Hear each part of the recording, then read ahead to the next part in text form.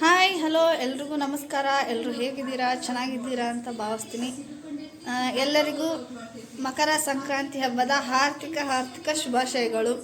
ಎಳ್ಳು ಬೆಲ್ಲ ತಗೊಂಡು ಒಳ್ಳೊಳ್ಳೆ ಮಾತಾಡಿ ನಿಮ್ಮ ಜೀವನದಲ್ಲಿ ಖುಷಿ ಸಂತೋಷ ಎಲ್ಲನೂ ಸಿಗಲಿ ಅಂತ ಕೇಳ್ಕೊತೀನಿ. ಇವತ್ತು ಹಬ್ಬ ಆಗಿರೋದ್ರಿಂದ ದೇವಸ್ಥಾನಕ್ಕೆ ಹೋಗ್ತಾ ಇದ್ದೀವಿ. ಯಾವ ದೇವಸ್ಥಾನ, ಎಲ್ಲಿಗೆ ಹೋಗ್ತಿದ್ದೀವಿ ಅಂತ ನಿಮ್ಮ ಜೊತೆ ಶೇರ್ ಮಾಡ್ಕೊತೀನಿ. ಬನ್ನಿ ಹೋಗೋಣ. ನಾವು ರಾಯರ ಮಠಕ್ಕೆ ಹೋಗಿದ್ವಿ. ಅದು ಕಾಮಧೇನು ಕ್ಷೇತ್ರ. ರಾಘವೇಂದ್ರ ಸ್ವಾಮಿ ದೇವಸ್ಥಾನಕ್ಕೆ ಹೋಗಿ ಪೂಜೆ ಗೀಜೆ ಎಲ್ಲ ಮಾಡಿಸ್ಕೊಂಡು ಮನೆಗೆ ಬಂದ್ವಿ. ತುಂಬ ಚೆನ್ನಾಗಿತ್ತು, ತುಂಬ ರಶ್ ಇತ್ತು.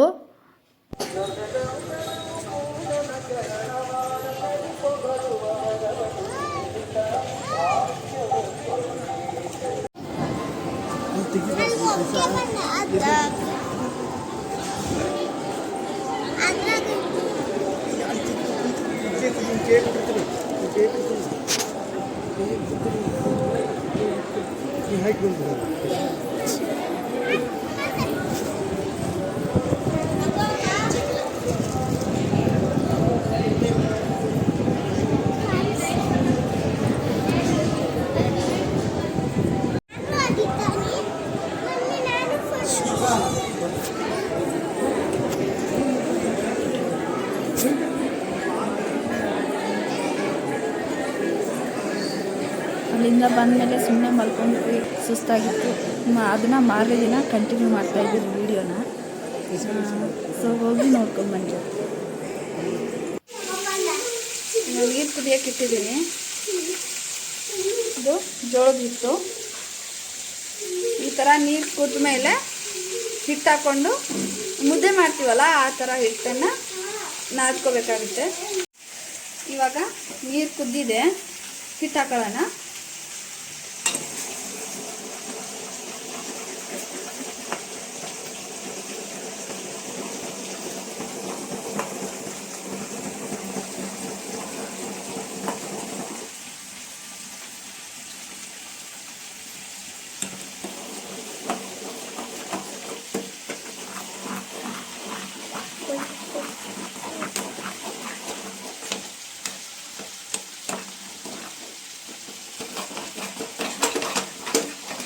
ಈ ಥರ ಚೆನ್ನಾಗಿ ಅದನ್ನು ಗಂಟಿಲ್ದರ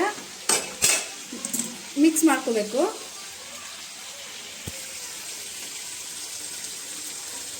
ಸ್ವಲ್ಪ ಅದು ಅರಳಲಿ, ಅಲ್ಲಿವರೆಗೂ ಸ್ವಲ್ಪ ಸಿಮ್ಮಲ್ಲಿಟ್ಟು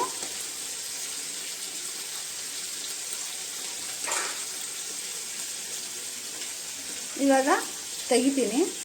ಇವಾಗ ಹಿಟ್ಟನ್ನು ನಾದ್ಕೊಳ್ಳೋಣ. ಸ್ವಲ್ಪ ಬಿಸಿ ಇರುತ್ತೆ. ಸ್ವಲ್ಪ ಒಣ ಹಿಟ್ಟನ್ನು ಹಾಕೊಂಡು ನಾದ್ಕೊಳ್ಳೋಣ.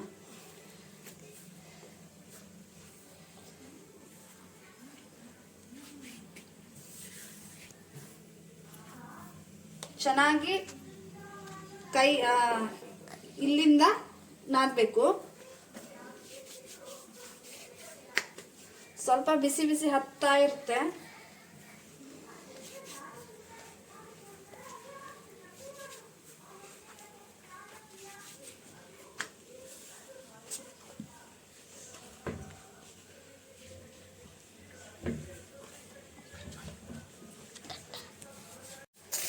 ಈ ಥರ ಎಲ್ಲನೂ ಚೆನ್ನಾಗಿ ನಾದ್ಕೊಂಡಿದ್ದೀನಿ.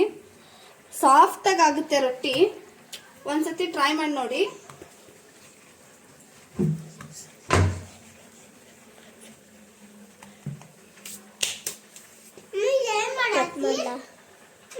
ರೊಟ್ಟಿ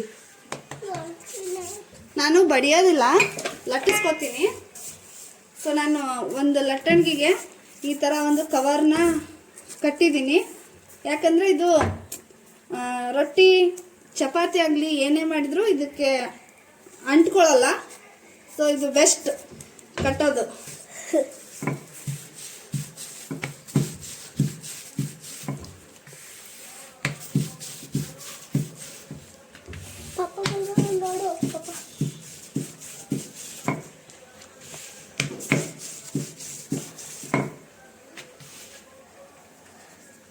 ಸ್ವಲ್ಪ ಹಿಟ್ಟು ಒಣ ಹಿಟ್ಟು ಹಾಕೊಂಡು ಮಾಡ್ಕೋಬೇಕು.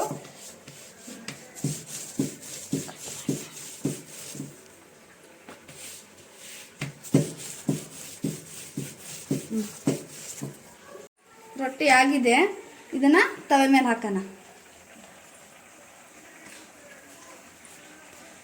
ಏನಂದ್ರೆ ಇದು ಕೆಳಗಿನ ಪದರು, ಇದು ಮೇಲ್ಗಡೆ ಇರೋದು. ಇದನ್ನ ತವೆಗೆ ಹಾಕಬೇಕು. ಈ ಥರ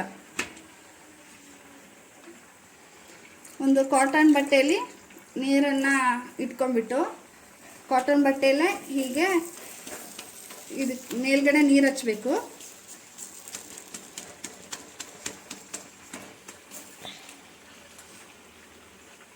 ಸಾಫ್ಟಾಗಿ ತುಂಬ ಚೆನ್ನಾಗುತ್ತೆ. ಇದ್ರ ಜೊತೆಗೆ ಪಲ್ಯ, ಎಲ್ಲ ಥರದ ಪಲ್ಯನೂ ಕಾಂಬಿನೇಷನ್ ಹೊಂದುತ್ತೆ ಇದಕ್ಕೆ. ಒಂದ್ಸತಿ ಟ್ರೈ ಮಾಡಿ ನೋಡಿ.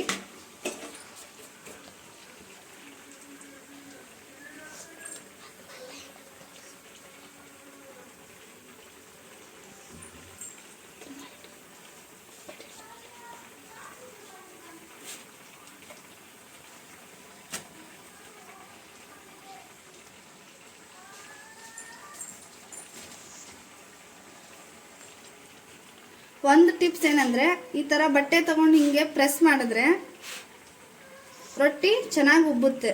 ನೋಡ್ತಾ ಇರ್ಬೋದು.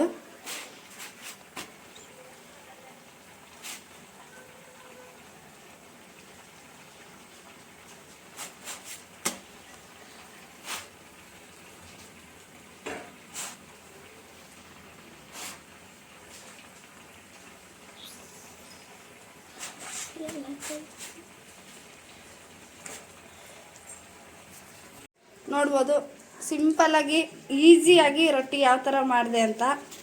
ತುಂಬ ಸಾಫ್ಟ್ ಆಗುತ್ತೆ. ರೊಟ್ಟಿ ಜೊತೆ ಪಲ್ಯ ಏನು ಬೇಕಾದರೂ ಹಾಕ್ಕೊಂಡು ತಿನ್ಬೋದು. ನೋಡಿದ್ರಲ್ವಾ ರೊಟ್ಟಿ ರೆಸಿಪಿ ಹೇಗಿತ್ತು ಅಂತ. ನಿಮಗೆಲ್ಲ ಇಷ್ಟ ಆಗಿದ್ದರೆ ಪ್ಲೀಸ್ ನನ್ನ ಚಾನಲ್ನ ಸಬ್ಸ್ಕ್ರೈಬ್ ಮಾಡ್ಕೊಳ್ಳಿ, ಲೈಕ್ ಮಾಡಿ, ಶೇರ್ ಹಾಗೆ ಕಮೆಂಟ್ ಕೂಡ ಮಾಡಿ. ನಿಮ್ಮ ಫ್ರೆಂಡ್ಸ್ ಫ್ಯಾಮಿಲಿ ಜೊತೆ ಶೇರ್ ಮಾಡ್ಕೊಳ್ಳಿ ಅಂತ ಕೇಳ್ಕೊತೀನಿ. Thank you. ಸಿಗೋಣ ಮುಂದಿನ ವಿಡಿಯೋದಲ್ಲಿ. ಅಲ್ಲಿವರೆಗೂ ಧನ್ಯವಾದಗಳು.